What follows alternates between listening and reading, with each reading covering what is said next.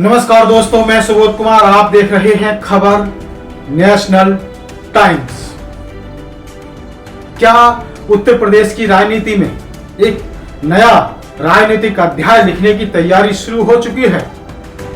क्या दलित राजनीति का एक नया चेहरा अब ऐलान कर रहा है कि उसे किसी के दरवाजे पर जाने की जरूरत नहीं है? और क्या 2027 के विधानसभा चुनाव से पहले चंद्रशेखर आजाद रावण ने ऐसा राजनीतिक संदेश दे दिया है जिसने बीजेपी, समाजवादी पार्टी और कांग्रेस तीनों की रणनीतियों पर सवाल खड़े कर दिए हैं? दोस्तों, राजनीति में कुछ बयान सिर्फ शब्द नहीं होते, वे भविष्य की दिशा तय करने वाले संकेत होते हैं। और जब चंद्रशेखर आजाद रावण यह कहते हैं कि हम किसी के पास अलायंस के लिए नहीं जाएंगे, तो यह सिर्फ गठबंधन को लेकर दिया गया बयान नहीं है, बल्कि यह आत्मविश्वास, आत्मसम्मान और राजनीति महत्वाकांक्षा का खुला ऐलान है। यही वजह है कि आज पूरे उत्तर प्रदेश में इस बयान की चर्चा हो रही है।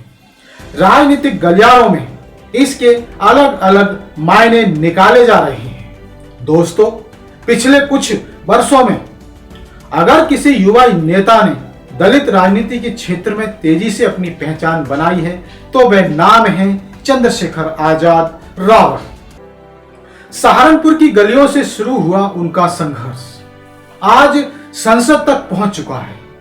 कभी भीम आर्मी के संस्थापक के रूप में पहचान में जाने वाले चंद्रशेखर आजाद अब एक सांसद हैं और उनकी राजनीतिक यात्रा लगातार विस्तार ले रही है।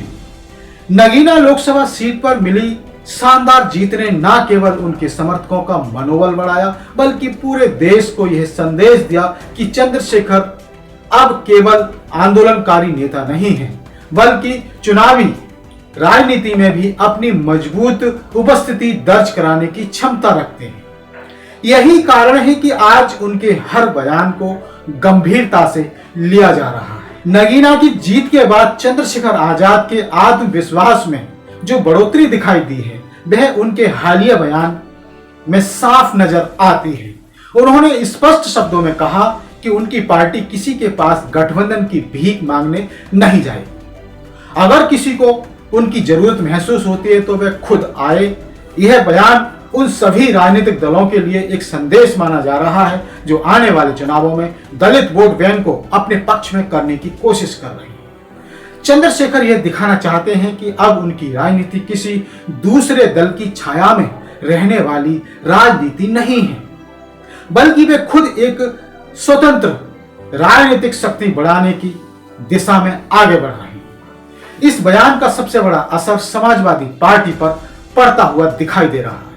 समाजवादी पार्टी लंबे समय से पीडीए यानी पिछड़ा, दलित और अल्पसंख्यक गठजोड़ की राजनीति को मजबूत करने की कोशिश कर रही है, लेकिन चंद्रशेखर आजाद लगातार यह कहते दिख रहे हैं कि दलित समाज को केवल वोट बैंक की तरह इस्तेमाल नहीं किया जा सकता। उनका मानना है कि अगर दलित समाज किसी राजनीतिक गठबंधन का हिस्सा बने तो उसे नेतृत्व में भी बराबरी का सम्मान मिलना चाहिए। यही कारण है कि उनका यह बयान समाजवादी पार्टी को एक सीधा राजनीतिक संदेश माना जा रहा है कि दलित राजनीतिक अब केवल समर्थन देने वाली राजनीति नहीं रहेगी, बल्कि नेतृत्व की भूमिका भी चाहती है। दूसरी तरफ यह बयान बहुजन समाज पार्टी के लिए भी कम महत्वपूर्ण नहीं है। लंबे समय तक दलित राजनीति का पर्याय रही बसपा को अब नए दौर की चुनौतियों का सामना करना पड़ रहा है। खासकर युवा दलित मतदाताओं के बीच चंद्रशेखर आजाद की बढ़ती लोकप्रियता राजनीतिक विश्लेषकों का ध्यान आकर्षित कर रही सोशल मीडिया हो या जमीनी आंदोलन, चंद्रशेखर की मौजूदगी लगातार मजबूत होती दिखाई दे रही है। ऐसे में उनका यह बयान बसपा के उस पारंपरिक वोट बैंक को भी प्रभावित कर सकता है। रही कांग्रेस की बात तो कांग्रेस की वोट बैंक को भी प्रभावित कर सकता है, जो एक नए नेतृत्व की तलाश में है।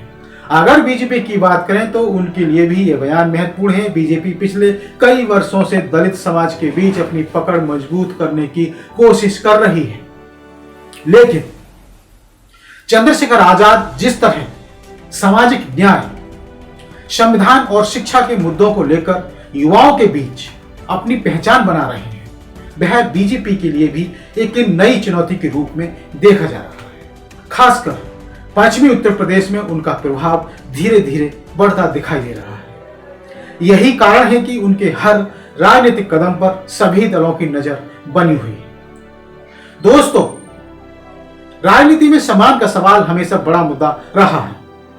कई बार छोटे दल गठबंधन तो कर लेते हैं, लेकिन उन्हें वह सम्मान और भागीदारी नहीं मिलती, जिसकी उन्हें उम्मीद होती है। चुनाव के दौरान सीटों का बंटवारा हो या सरकार बनने के बाद फैसलों में हिस्सेदारी, अक्सर छोटे दलों को शिकायत रहती है कि उन्हें बराबरी का दर्जा नहीं मिला। चंद्रशेखर आजाद का हालिया बयान इसी पृष्ठभूमि में देखा जा रहा है।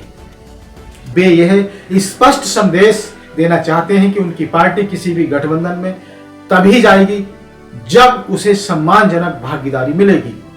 वे अपने समर्थकों को यह भरोसा दिलाना चाहते हैं कि उनकी राजनीति किसी की राजनीतिक बैसाखी बनने के लिए तैयार नहीं है। अब सवाल यह उठता है, क्या चंद्रशेखर आजाद वास्तव में 2027 के चुनाव में अकेले दम पर बड़ा राजनीतिक मुकाबला करने की तैयारी कर रही हैं? इसके संकेत उनके संगठन विस्तार अभियान से मिलते हैं। वे लगातार गांव-गांव जाकर लोगों से संपर्क बना रहे हैं, युवाओं को जोड़ रहे हैं, सामाजिक न्याय और संविधान बचाने जैसे मुद्दों को प्रमुखता से उठा रहे हैं। उनका प्रयास है कि आजाद समाज पार्टी को केवल एक क्षेत्रीय दल नहीं बल्कि पूरे उत्तर प्रदेश में प्रभाव रखने वाली राजनीतिक ताकत बनाया जाए। यही वजह है कि वे गठबंधन की राजनीति से पहले संगठन को मजबूत करने पर जोर दे रहे हैं। चंद्रशेखर आजाद की राजनीति की एक और खास बात यह है कि वे केवल जातीय पहचान की राजनीति तक सीमित नहीं दिखाई देते। वे शिक्षा, रोजगार, किसानों की समस्याएं, युवाओं का भविष्य और संविधान की रक्षा जैसे मुद्दों को भी प्रमुखता से उठाते हैं। यही कारण है कि उन्हें सिर्फ दलित समाज का समर्थन नहीं बल्कि बड़ी संख्या में युवाओं का समर्थन भी मिलता दिखाई देता है। उनके भाषणों में जो आक्रामकता और ऊर्जा दिखाई देती है वह युवाओं को आकर्षित करती है। यही वजह है कि कई राजनीतिक विश्लेषक उन्हें आने वाले समय का बड़ा नेता मानते हैं। हालांकि चुनौतियां भी कम नहीं है। एक लोकसभा सीट जीतना और पूरे राज्य में मजबूत संगठन खड़ा करना दो अलग अलग बातें हैं। उत्तर प्रदेश की राजनीति बेहद जटिल है और यहां चुनाव जीतने के लिए बूथ स्तर तक मजबूत नेटवर्क की जरूरत होती है, संस्थानों की आवश्यकता होती है, अनुभवी कार्यकर्ताओं की जरूरत होती है। ऐसे में चंद्रशेखर के सामने अभी लंबा रास्ता है, लेकिन यह भी सच है कि वे आज उस स्थिति में पहुंच चुके हैं जहां उन्हें नजरअंदाज करना किसी भी राजनीतिक दल के लिए आसान नहीं होगा। यही कारण है कि उनका बयान केवल एक राजनीतिक प्रक्रिया नहीं है बल्कि भविष्य की रणनीति का हिस्सा माना जा रहा है। वे अपने समर्थकों को यह संदेश देना चाहते हैं कि आजाद समाज पार्टी किसी की सहयोगी शक्ति नहीं बल्कि खुद सत्ता की दावेदार बनने की तैयारी कर रही है। वे यह दिखाना चाहते हैं कि दलित नेतृत्व अब केवल दूसरे दलों के पीछे चलने वाला नेतृत्व नहीं है बल्कि अपने दम पर राजनीतिक दिशा तय करने की क्षमता रखता है। यही सोच उनके हालिया बयान में साफ दिखाई देती है। कुल मिलाकर देखा जाए तो चंद्रशेखर आजाद रावण का हम किसी के पास अलायंस के लिए नहीं जाएंगे वाला बयान उत्तर प्रदेश की राजनीति में एक बड़ा संदेश लेकर आया है। इस बयान में आत्मविश्वास भी है, चुनौती भी है और भविष्य की राजनीति का संकेत भी। अब यह देखना दिलचस्प होगा कि 2027 के चुनाव तक यह राजनीतिक आत्मविश्वास कितना बड़ा जनाधार तैयार कर पाता है।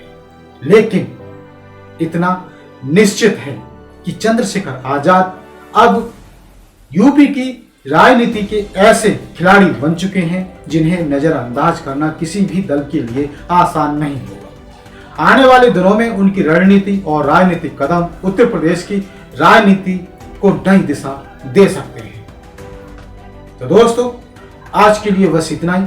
ये वीडियो आपको कैसा लगा अपनी राय हमें कमेंट में जरूर दें और चैनल को सब्सक्राइब करें। सब्सक्राइब करने के साथ ही बेल आइकन जरूर दबाएं, जिससे कि आपके पास इसी तरह की बेहतरीन स्टोरी और विश्लेषकों की नोटिफिकेशन आती रहे।